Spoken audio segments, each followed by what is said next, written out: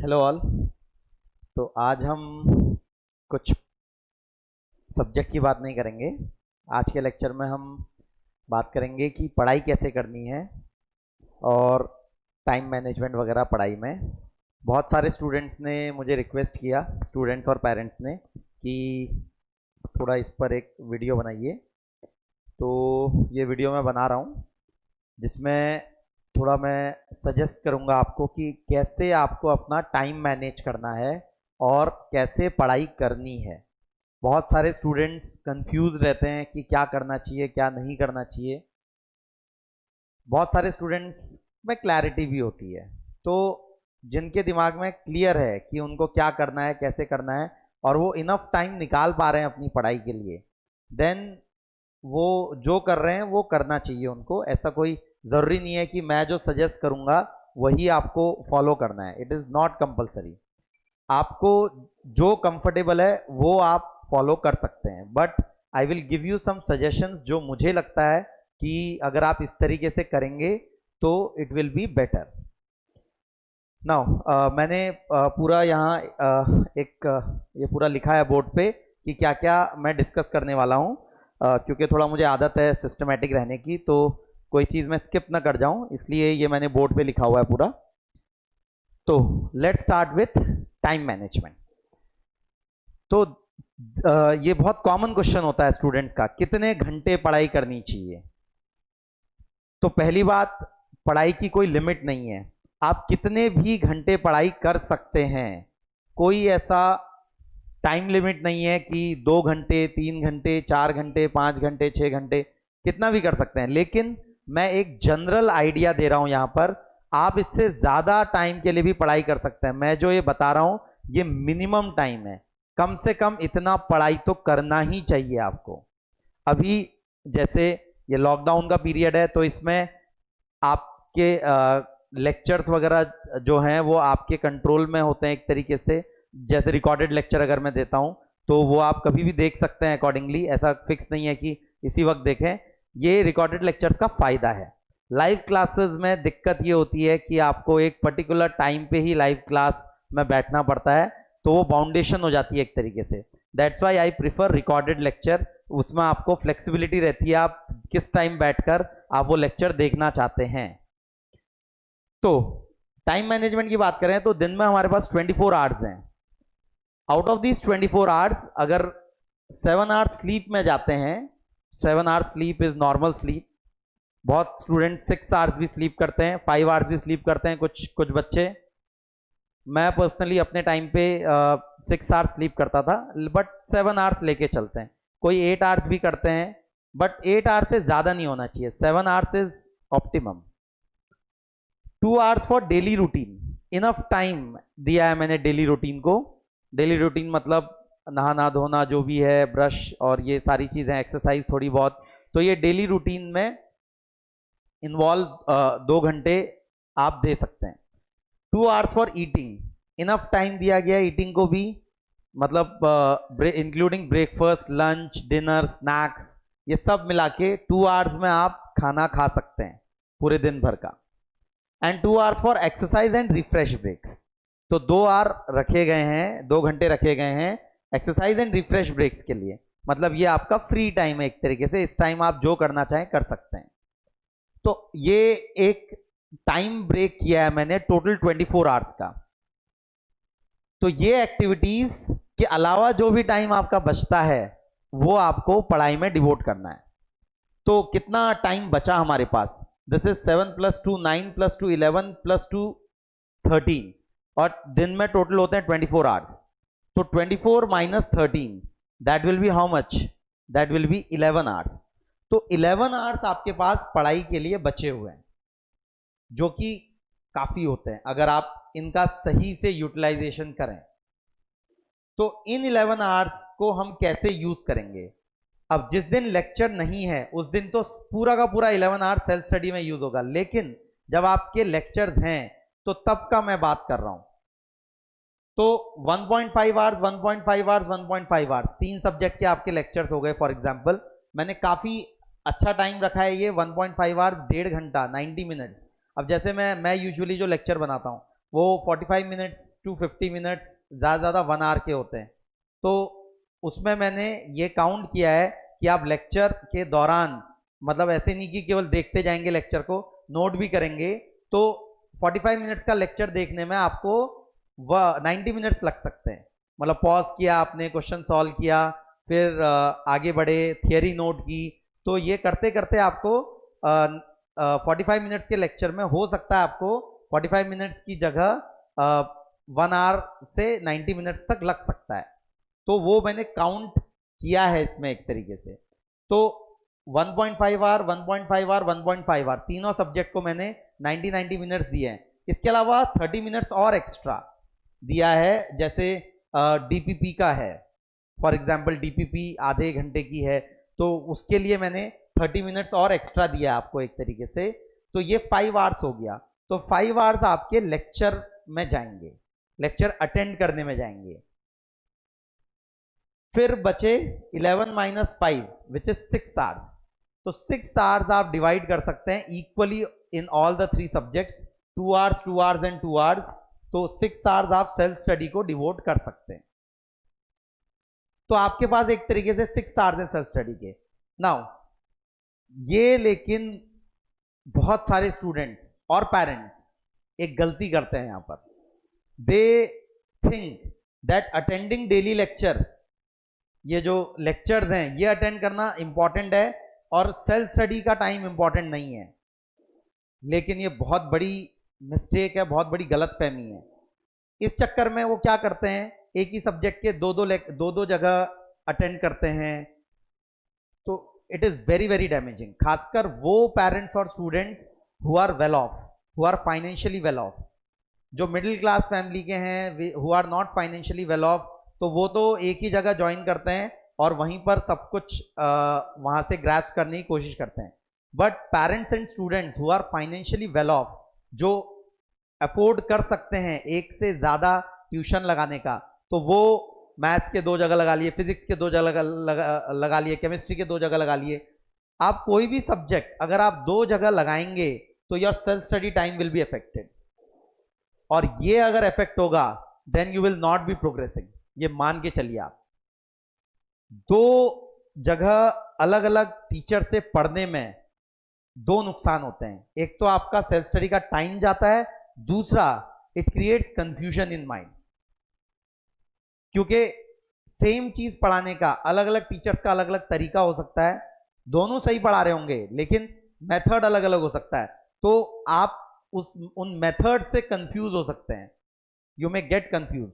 इसलिए मेरा सजेशन होगा कि whatever whoever you attend 1 teacher पर सब्जेक्ट, एक ही टीचर एक सब्जेक्ट में आप अटेंड करिए। अगर आपने 2 टीचर पर सब्जेक्ट अटेंड किया तो it will B not good for you, it will affect you very much, बहुत ज्यादा अफेक्ट करता है। रियलाइज नहीं करते हैं पेरेंट्स और स्टूडेंट्स इस बात को। उन्हें लगता है कि नहीं, हम तो 2 जगह पढ़ सकते हैं, हमारे पास इनफ रुपये हैं तो हम लगा लेते हैं, पढ़ लेते हैं। It is very very damaging, very damaging. सबसे ज्यादा डैमेजिंग होता है ये, बिकॉज सेल्फ स्टडी का टाइम आपका जाता है and it also creates confusion in your mind. तो इसलिए मेरा सजेशन होगा कि आप अब तक डिसाइड कर लीजिए आपको किस टीचर से पढ़ना है और उसी टीचर को फिर फॉलो करिए रेगुलरली, विदाउट वेवरिंग ऑफ किसी मतलब दूसरी जगह जान से बढ़िया। मैं ये नहीं बोल रहा हूं कि आप फिजिक्स पढ़ना है तो मेरे पास ही पढ़िए, आप किसी के भी पास पढ़िए, बट अगर आप कहीं पर पढ़ रहे हैं, एक जगह पे पढ़ रहे हैं, तो फिर दूसरी जगह मत पढ़िए, वो बहुत डैमेजिंग होता है। इसलिए ये खासकर मैं फिर से बोल रहा हूं, वो पेरेंट्स और students who are financially well off, उनमें ये मैंने बहुत ज्यादा देखा है, ऐसा बहुत करते हैं and it is damaging to them, बहुत ज्यादा डैमेजिंग होता है उनको। बिकॉज यहां पर केवल रुपये की वैल्यू नहीं है, time is more valuable than money.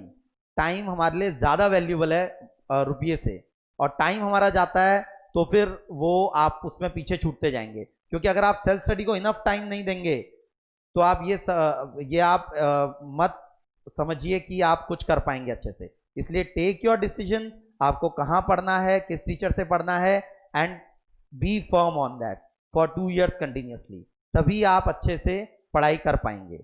इसलिए डिसीजन जो भी लेना है वो आपके हाथ में है। मैं ये नहीं बोल रहा हूं कि आप यहाँ पढ़िए, बट एक ही जगह पढ़ना, एक सब्जेक्ट एक ही टीचर से पढ़ना इज इंपॉर्टेंट। नाउ तो ये मैंने टाइम डिवाइड करके बताया आपको। तो हमारे पास कम से कम 6 घंटे सेल्फ स्टडी के लिए बचते हैं।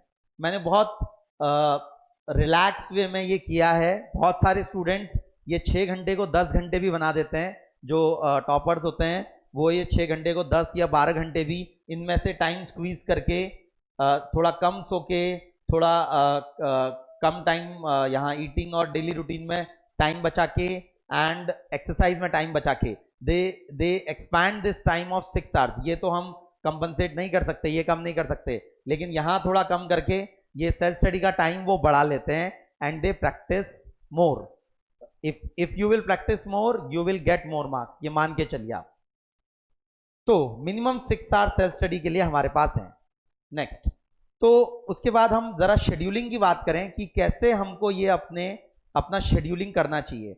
नाउ ये बिल्कुल आपका चॉइस है। मैंने यहाँ 2 ऑप्शन दिखाए हैं। वन इज अर्ली राइजर्स जो सुबह जल्दी उठ सकते हैं, and second are night riders जो रात को बैठ के पढ़ाई कर सकते हैं।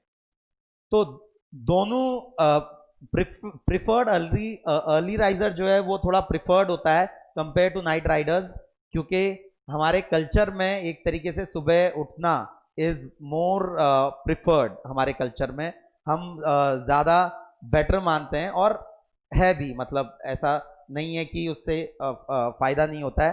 सुबह जल्दी उठने से दिमाग ज़्यादा फ्रेश रहता है मॉर्निंग टाइम में, और आप ज़्यादा बेटर वे में फोकस कर पाते हैं। But it again depends on person to person. मैं ये नहीं बोल रहा हूं कि हर इंसान को सुबह जल्दी उठना, अगर आप कंफर्टेबल नहीं है सुबह जल्दी उठने में और आपको रात में अच्छा फोकस बनता है, आप रात को शांति जब है उस टाइम बैठ के अच्छे से आपका दिमाग काम कर पाता है, then you should study at night. कोई दिक्कत नहीं है, ये आपका चॉइस है एक तरीके से, आपको क्या शेड्यूल फॉलो करना है। मैं पर्सनली अपने टाइम पे मैं रात के टाइम में ज़्यादा पढ़ता था और फिर सुबह सीधे लेक्चर अटेंड करने जाता था 8 बजे करीब। बट नाइट स्टडी, क्योंकि मुझे रात के टाइम में ज़्यादा फोकस होता था। तो ऐसा ज़रूरी नहीं है कि आपको भी रात ही के टाइम पढ़ना है। Early riser is also very good. तो ये शेड्यूलिंग आपके हाथ में, एक तरीके से इट इज़ योर चॉइस, आप क्या करना चाहते हैं। ठीक है, आप क्या करने में कंफर्टेबल हैं, तो इसलिए कोई बाउंडेशन नहीं है। बट इन दोनों में से एक शेड्यूल फॉलो आप करेंगे तो इट विल बी बेटर। तो शेड्यूलिंग कुछ इस तरीके से है कि early riser they can wake up at 5 o'clock, some can even wake at 4 o'clock। वो आपके हाथ में है, आप कितने बजे उठना चाहते हैं। तो 5 बजे उठ के फिर 1 घंटा आप डेली रूटीन्स को दे सकते हैं। ये जो हमारे डेली रूटीन्स का है, तो 1 घंटा आप डेली रूटीन्स फ्रेशन अप वगैरह होने के लिए दे सकते हैं। Then you sit for 6 o'clock for study. तो 2 घंटे का स्टडी स्लॉट आप रख सकते हैं। तो 2 घंटे का स्टडी स्लॉट रखा, फिर उसके बाद 8 से 9 आप ब्रेकफास्ट एंड रिफ्रेश टाइम आप यूज कर सकते हैं वहां पर। 9 to 1 फिर 4 घंटे का स्टडी स्लॉट, ये 4 घंटे का कंटिन्यूस स्टडी स्लॉट। फिर 1 to 3 you can take lunch and afternoon nap, थोड़ा सो सकते हैं, थोड़ा आराम कर सकते हैं। तो लंच लेके थोड़ा सा, ज़्यादा नहीं, दिन में ज़्यादा कभी नहीं सोना है, never. Even if you are early riser और नाइट राइडर, दिन में स्टूडेंट्स को नहीं सोना है ज़्यादा से ज़्यादा आप हाफ एन आवर का पावर नैप ले सकते हैं। दिन में सोना इज नेवर सजेस्टेड, बिकॉज जो भी हमारे एग्जाम्स होते हैं वो सब 9 से 5 बजे के बीच में होते हैं। तो इसलिए आपको उस टाइम पे फ्रेश होना ज़रूरी है, वो आदत बनाना ज़रूरी है। तो अगर आप अर्ली राइजर हैं या नाइट राइडर हैं, दोनों केसेस में आपको दिन में नहीं सोना है। हाँ, नैप ले सकते हैं छोटा सा, सोने का मतलब 2 घंटा 3 घंटा नहीं, इतना टाइम नहीं सोना है। ज़्यादा से ज़्यादा आधा घंटा, मैक्सिमम 45 मिनट्स का नैप ले सकते हैं आप यहाँ पे। तो 1 to 3 ये 2 घंटे का मैंने टाइम दिया है यहाँ पर लंच और नैप के लिए। Then 3 to 6 you can have study slot, again 3 hours का study slot. 6 to 7 evening refresh break, ये आप यूज कर सकते हैं थोड़ा खेलने के लिए, कुछ एक्सरसाइज वगैरह के लिए। 7 to 9 अगेन 2 आवर्स का study slot. Then 9 to 10 dinner. आप फैमिली के साथ बैठ के टाइम बिता सकते हैं, डिनर कर सकते हैं, and then 10 o'clock you can sleep. तो 10 बजे सोएंगे, फिर 5 बजे उठेंगे, तो 7 आवर्स की स्लीप आप ले सकते हैं आराम से। तो ये अर्ली राइजर्स के लिए ये शेड्यूलिंग है। आप 10 बजे सो के 4 बजे भी उठ सकते हैं, अगर आप 6 घंटे निकाल सकते हैं। 6 घंटे की अगर आप स्लीप लेना चाहते हैं तो 4 बजे उठ के भी आप 5 बजे से पढ़ाई करने लग सकते हैं, तो ये 2 घंटे का स्लॉट 3 घंटे में कन्वर्ट हो जाएगा।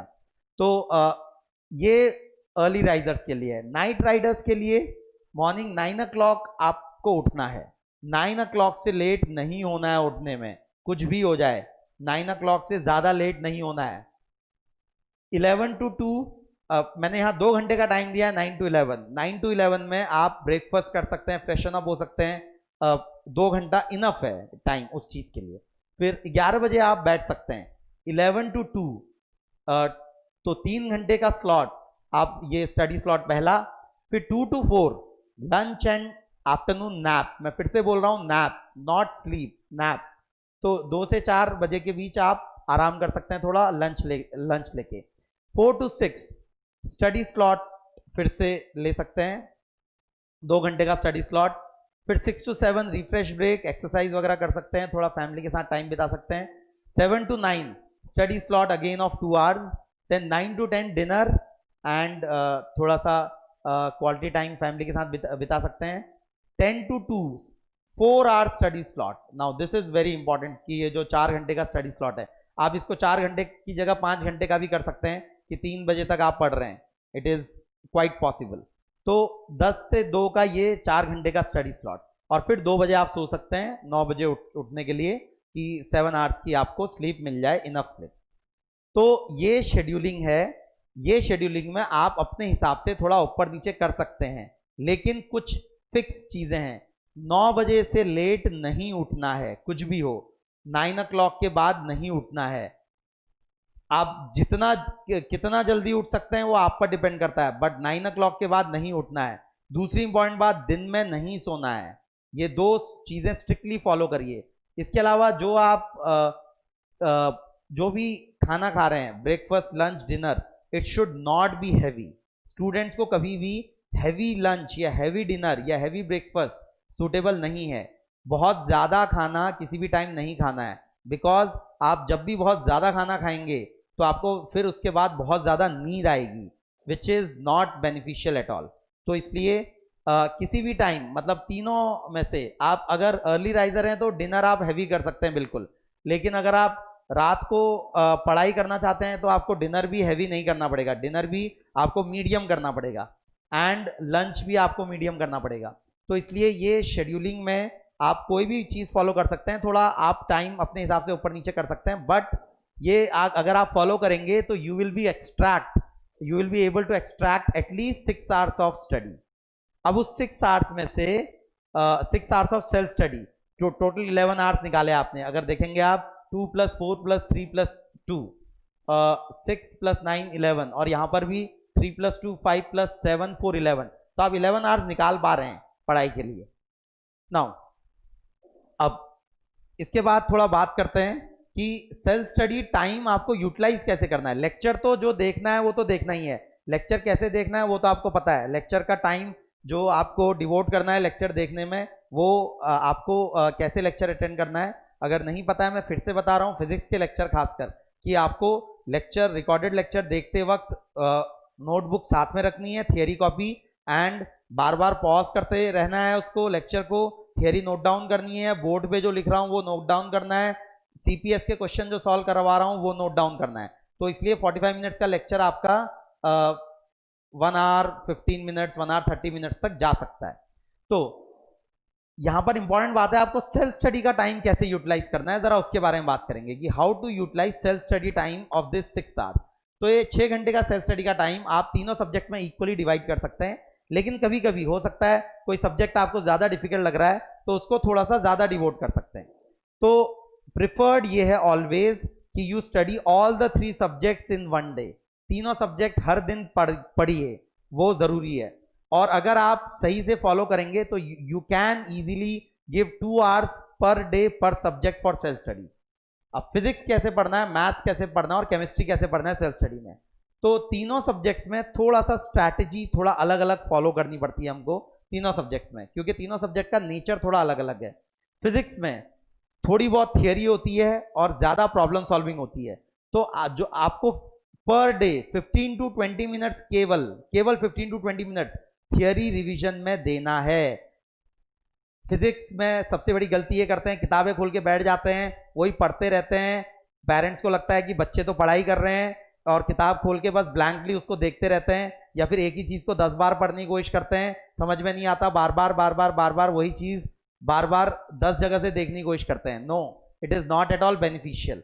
थियरी जो मैंने क्लास में बताई आपको, अगर वो नहीं आई आपको समझ में, क्लास में कोई पॉइंट नहीं आया, तो इमीडिएटली पूछिए व्हाट्सएप पे, वो थियरी फिर से एक्सप्लेन की जाएगी। आप बुक्स बार बार देखने की कोशिश करेंगे तो it is not at all beneficial, वो टाइम वेस्टिंग होता है, उससे आपका क्वेश्चन सॉल्विंग का टाइम जाता है, और क्वेश्चन सॉल्विंग का टाइम जाएगा तो you will not be able to improve.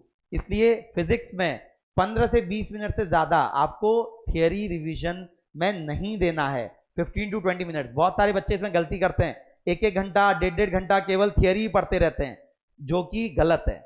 केवल 15 टू 20 मिनट्स आपको सेल्फ स्टडी के टाइम में से 15 टू 20 मिनट्स आपको थियरी पढ़नी है, बाकी टाइम 1 आवर 45 मिनट्स आपको क्वेश्चन सॉल्विंग को देना है, क्वेश्चन सॉल्व करने हैं, नए क्वेश्चन, ठीक है।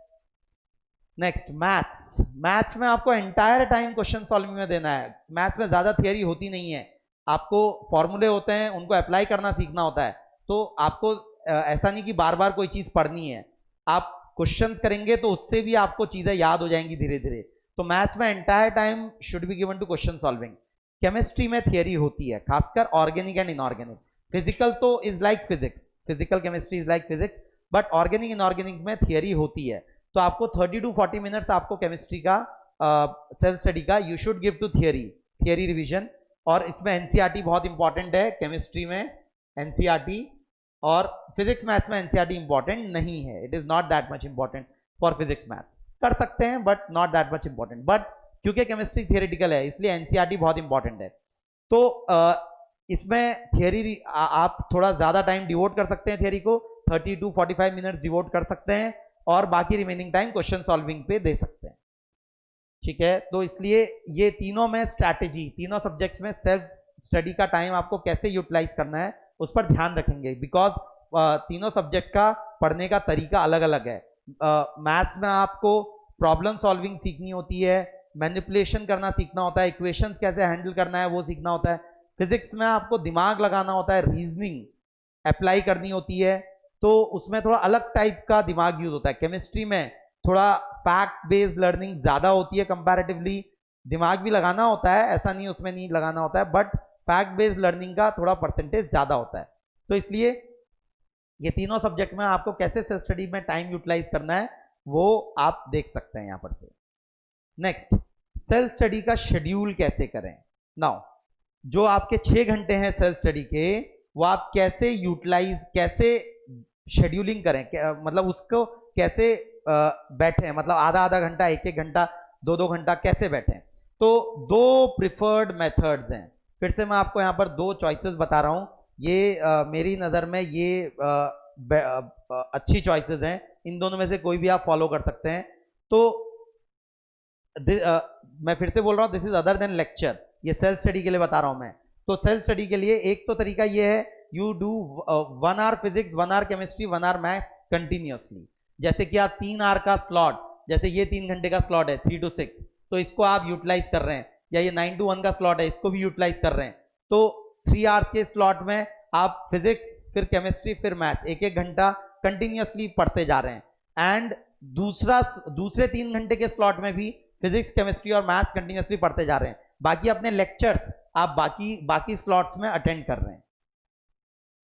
तो इससे 3 घंटे लगातार 3 सब्जेक्ट पढ़ने से फायदा ये होता है कि आपका दिमाग कंडीशन होता है according to our test pattern, क्योंकि जो भी हमारा टेस्ट होगा वो यूजुअली 3 आवर्स का है टेस्ट हमारा, एक टेस्ट, और उसमें आपको तीनों सब्जेक्ट का टेस्ट देना होता है एक साथ, पीसीएम तीनों का टेस्ट देना होता है। इसलिए अगर आप इस तरीके से सेल्फ स्टडी करेंगे तो your mind will be condition to jump from one subject to other in every 1 hour. मतलब आप ऐसा नहीं फिजिक्स पढ़ रहे हैं तो फिर केवल फिजिक्स में ही आपका दिमाग चल रहा है, फिर फिजिक्स से केमिस्ट्री में जंप करा, फिर केमिस्ट्री से मैथ्स में जंप किया, तो आपका दिमाग उस तरीके से फंक्शन कर पाएगा बेटर वे में, आपके दिमाग टेस्ट पैटर्न में बैठ पाएगा एक तरीके से, क्योंकि अल्टीमेटली हमको दिमाग को भी ट्रेन करना होता है। जैसे हम बॉडी को ट्रेन करके एक्सरसाइज करके हम मसल वगैरह बिल्ड कर सकते हैं, वैसे ही दिमाग को ट्रेन करके भी हम एक आदत बना सकते हैं, और वो आदत फिर हमें हेल्प करती है टेस्ट देने में। तो इसलिए ये 3 घंटे का कंटिन्यूअस 3 घंटे का फिजिक्स, 1 घंटे फिजिक्स, 1 घंटे केमिस्ट्री, 1 घंटे मैथ्स, फिर अगला 3 घंटे फिजिक्स केमिस्ट्री मैथ्स, तो ये अगर करेंगे तो it is very good, preferred तरीका है ये करने का। दूसरा तरीका जो है वो है 2 घंटे फिजिक्स अलग, फिर 2 घंटे केमिस्ट्री अलग, 2 घंटे मैथ्स अलग। मतलब आपने ये 2 घंटे फिजिक्स कर लिया, इन 4 में से 2 घंटे मैथ्स कर लिया, ये 2 घंटे केमिस्ट्री कर लिया, बाकी आपने लेक्चर्स के लिए यूज कर लिया, लेक्चर देखने के लिए। तो ये भी एक ठीक तरीका है, कोई दिक्कत नहीं है इसमें। आप इन दोनों में से जिसमें भी कंफर्टेबल हैं वो आप फॉलो कर सकते हैं। तो हाँ, कुछ स्टूडेंट्स का सवाल होता है कि क्या मुझे 2 ही सब्जेक्ट एक दिन में करने चाहिए, या एक ही सब्जेक्ट करना चाहिए, या 3 सब्जेक्ट करने चाहिए। एक सब्जेक्ट तो बिल्कुल नहीं करना चाहिए एक दिन में, only 1 subject is never preferred. At least 2 subject तो करने ही चाहिए आपको। जो मैं बता रहा हूं मैं ये नहीं बोल रहा हूं आप इसको स्ट्रिक्टली फॉलो कर पाएंगे, बट ये इसमें से जितना भी आप फॉलो कर सकते हैं उतना फॉलो करने की कोशिश करेंगे तो it will be beneficial for you. तो एक subject, single subject 1 day is never preferred, at least 2 subject तो करनी ही चाहिए आपको। और बेटर है, आइडियल सिचुएशन है कि आप 3 सब्जेक्ट पर डे करें, that is better situation and ideal situation.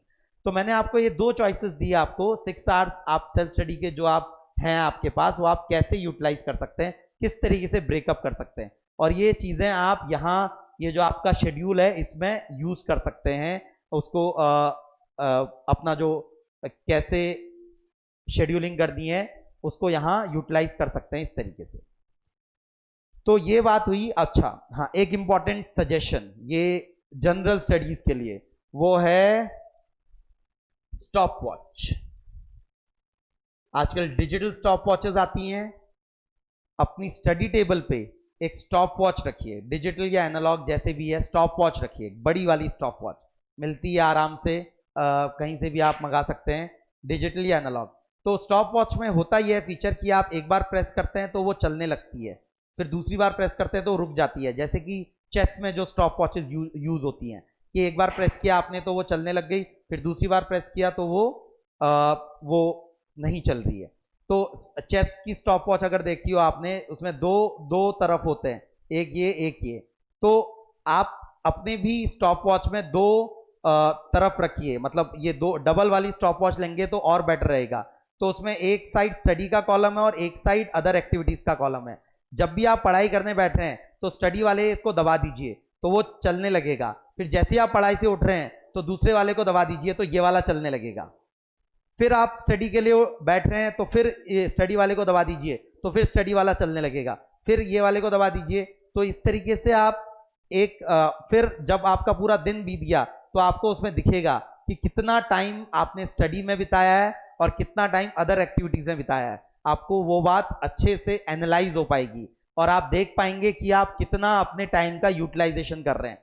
तो ये एक छोटा सा सजेशन है मेरी तरफ से, इसको फॉलो करने की कोशिश करेंगे तो आपको खुद रियलाइज होगा कि आप कितना टाइम एक्चुअली में पढ़ाई को दे रहे हैं। कि जब आप टेबल पे बैठ रहे हैं पढ़ाई करने, उसी वक्त उसको दबाइए, और जैसे ही उठ रहे हैं तो दूसरी साइड दबा दीजिए स्टॉप वॉच की, कि दूसरी साइड का टाइम स्टार्ट हो जाए फिर।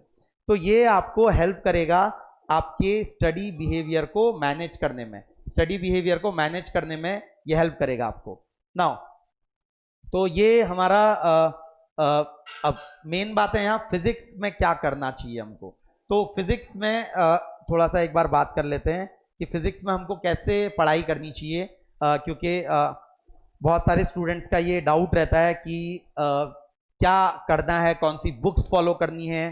तो ये मैं एक बार फिर से अच्छे से एक्सप्लेन कर रहा हूं कि आपको कैसे कैसे करना है।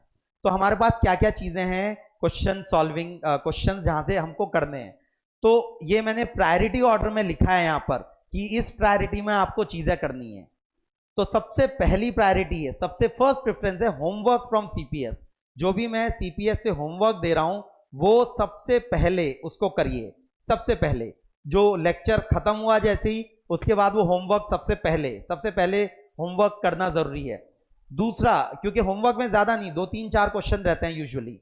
दूसरा, असाइनमेंट अगर मैंने दिया है कोई, तो असाइनमेंट इस जो सबमिट करना होता है आपको ड्रॉप बॉक्स पे, that is our second priority. तीसरा, शीट या मॉड्यूल जो मिला है आपको, तो शीट या मॉड्यूल में से एक्सरसाइज 1 सबसे पहले करिए। एक्सरसाइज 1 जो जेई मेंस लेवल की एक्सरसाइज है वो सबसे पहले करिए। नाउ अब वो हो पाएगी नहीं हो पाएगी तो उसके डाउट्स पूछेंगे आप, व्हाट्सएप पे डालेंगे। जो जो क्वेश्चन नहीं हो पाएगा मैं उसको सॉल्व करता रहूंगा अकॉर्डिंगली। फिर शीट मॉड्यूल की एक्सरसाइज 1 आपने अटेम्प्ट कर ली, उसके बाद HCV objective 1 and objective 2 of the chapter, फिर एचसीवी सब्जेक्टिव। तो ये इस प्रायोरिटी ऑर्डर में करना है। सब्जेक्टिव क्वेश्चन एचसीवी के सारे ना हो पाए चलेगा, 50% क्वेश्चन भी हो जाए पहले अटेम्प्ट में तो इट इज गुड इनफ। फिर उसके बाद अगर अब ये 6th वाला जो है प्रायोरिटी वो इंपॉर्टेंट है। अगर आपको एचसीवी और शीट डिफिकल्ट गई है, if you are facing difficulty in doing HCV or module, then you go for a book called USS or Errorless। ये एक स्टैंडर्ड किताब है हमारे लिए, यूनिवर्सल सेल्फ स्कोरर या एररलेस भी बोलते हैं इसको। इसमें इजियर लेवल के क्वेश्चन है थोड़ा और नंबर ऑफ क्वेश्चन ज्यादा हैं। तो if you are facing difficulty in sheet और HCV, then go for USS and errorless. इफ शीट और HCV आपसे हो पा रही है, मतलब 70-75% से ज्यादा हो पा रही है, मतलब 4 में से 3 क्वेश्चन बन पा रहे हैं आपसे, देन यू गो फॉर सिंगेज और डीसी पांडे। तो उस केस में सिंगेज या डीसी पांडे आप अटेम्प्ट कर सकते हैं। And lastly, last priority is to exercise 2 and 3 of sheet and module, क्योंकि वो डिफिकल्ट है कंपैरेटिवली, इसलिए ये आप बिल्कुल लास्ट में करेंगे। और जरूरी नहीं है रेगुलर कोर्स के साथ कर भी पाए, तो कोई जरूरी नहीं है, रिवीजन के दौरान हम उसको कर सकते हैं। लेटर ऑन जब रिवीजन करेंगे चैप्टर का तो उस वक्त एक्सरसाइज 2 एक्सरसाइज 3 अटेम्प्ट कर सकते हैं। नाउ तो ये प्रायोरिटी ऑर्डर है हमारा स्टडी का। अब फिर एक और सवाल रहता है बच्चों का कि हाउ टू अटेम्प्ट क्वेश्चंस, कि क्वेश्चंस कैसे अटेम्प्ट करनी चाहिए जब आप क्वेश्चन सॉल्विंग कर रहे हैं। तो सबसे पहले तो जब कोई भी चैप्टर आप कर रहे हैं तो सबसे पहले सॉल्व एग्जाम्पल्स, सिंगेज वगैरह आपके पास अगर हो, या यूएसएस में भी कुछ सॉल्व एग्जाम्पल्स हैं, एचसी में भी सॉल्व एग्जाम्पल्स हैं, तो सबसे पहले सॉल्व एग्जाम्पल्स करिए, देखिए उनको, फिर खुद सॉल्व करिए। और उसके बाद पहली बार जब किसी चैप्टर को आप सॉल्व कर रहे हैं, जैसे शीट या मॉड्यूल कर रहे हैं, सीडीएस का एक्सरसाइज 1 कर रहे हैं या एचसीवी कर रहे हैं पहली बार, तो उसमें एक क्वेश्चन किया फिर आपने आंसर देखा, फिर क्वेश्चन किया फिर आंसर देखा, फिर क्वेश्चन किया फिर आंसर देखा। ये कर सकते हैं, बिल्कुल कर सकते हैं, ऐसा आपको करना चाहिए जब पहली बार आप कोई चैप्टर के क्वेश्चन सॉल्व कर रहे हैं। बट लेटर ऑन अगर आप दूसरी बार या तीसरी बार या चौथी बार उस चैप्टर के क्वेश्चंस कर रहे हैं, तब उस केस में आपको टेस्ट फॉर्मेट फॉलो करना चाहिए। Now what is the meaning of test format? Test format का मतलब है आधे घंटे, 45 मिनट, 1 घंटा, जो भी आप स्लॉट बना रहे हैं उस स्लॉट में कुछ फिक्स नंबर ऑफ क्वेश्चंस को लीजिए। जैसे question number 1 to question number 10 ये मुझे इस आधे घंटे में सॉल्व कर दें, तो उस आधे घंटे में उन 10 क्वेश्चंस को अटेम्प्ट किया आपने, 10 में से 7 अटेम्प्ट हो पाए, तो उन 7 के आंसर देखे आपने, मैच किया आपने आंसर, मतलब एक क्वेश्चन करके इमीडिएटली आंसर नहीं देखेंगे, 10 क्वेश्चन में से 7 आपसे हो पाए, 7 के आंसर देखे, उसमें से 6 सही हुए, 1 गलत हुआ, तो जो गलत हुआ और जो अटेम्प्ट नहीं हो पाए अब उनको फिर से करेंगे, फिर से एक बार कोशिश करेंगे, फिर से नहीं हो पाएंगे तो डाउट पूछेंगे। तो वो टेस्ट फॉर्मेट में करेंगे जब दूसरी बार या तीसरी बार आप कोई भी चीज अटेम्प्ट कर रहे हैं, कोई भी चैप्टर आप दूसरी या तीसरी बार अटेम्प्ट कर रहे हैं। जैसे कि आप एक बार ये शीट कर चुके हैं, एचसीवी कर चुके हैं, अब आप ये कर रहे हैं, फॉर एग्जांपल यूएसएस कर रहे हैं या फिर सिंगेज कर रहे हैं, तो यूएसएस या सिंगेज करते वक्त आप उसको टेस्ट फॉर्मेट में करिए।